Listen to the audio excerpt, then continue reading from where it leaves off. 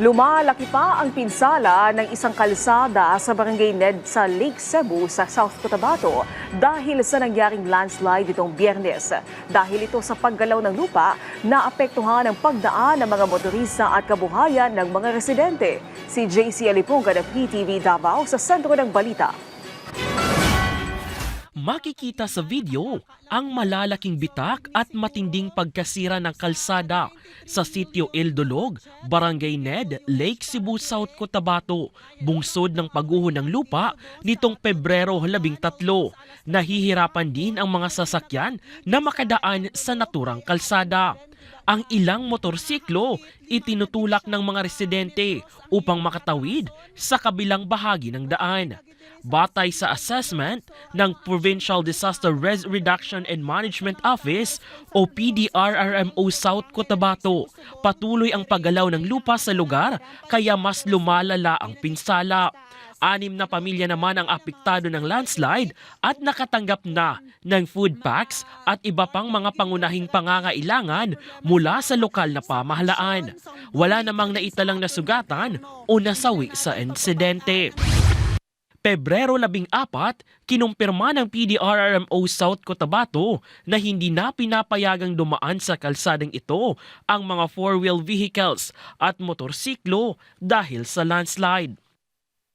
Dahil nga sa landslide incident, bumagsak talaga itong daan natin. Rason kung bakit hindi ho passable para sa ating mga vehicles, both sa four-wheel vehicles and at the same time sa ating mga motorcycle vehicles. So, hindi po siya pwedeng daanan ngayon and syempre, isa itong masamang balita dahil hindi ho makakapasok ang ating mga kailangan papuntang Barangay Ned proper kung dito tayo dadaan sa nasabing rota na ito. Hindi rin ho maipapalabas ang mga produkto ng ating mga residente mula sa Barangay Ned Lake Cebu sa poblasyon natin at sa ibang sitio kung bababa sila. Napag-alaman din na may isinasagawang rehabilitation o construction sa naturang kalsada ang Department of Public Works and Highways Region 12 na nagsimula pa noong Agosto 2025 dahil sa mga naunang landslide at slope collapse. Gayunman, dahil sa patuloy na pag-ulan lalo na nitong mga nakaraang linggo,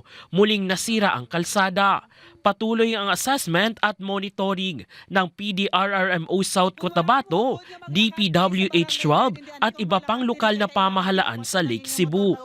I-refer na po ito natin sa DPWH Region 12. Nandito rin ang PDRRMO South Cotabato. Ngayon, sure na wala ng mga residente sa ilalim pa nito na pwedeng maapektuhan sakaling magkaroon pa ng paggalaw o magkaroon pa ng another landslide incident. Kinilala ang Barangay Ned sa patuloy na coal mining operations na posibleng isa sa mga dahilan sa naganap na landslide.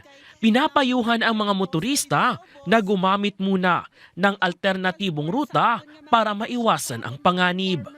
Mula dito sa Davao City, JC Alipunga para sa Pangbansang TV sa Bagong Pilipinas.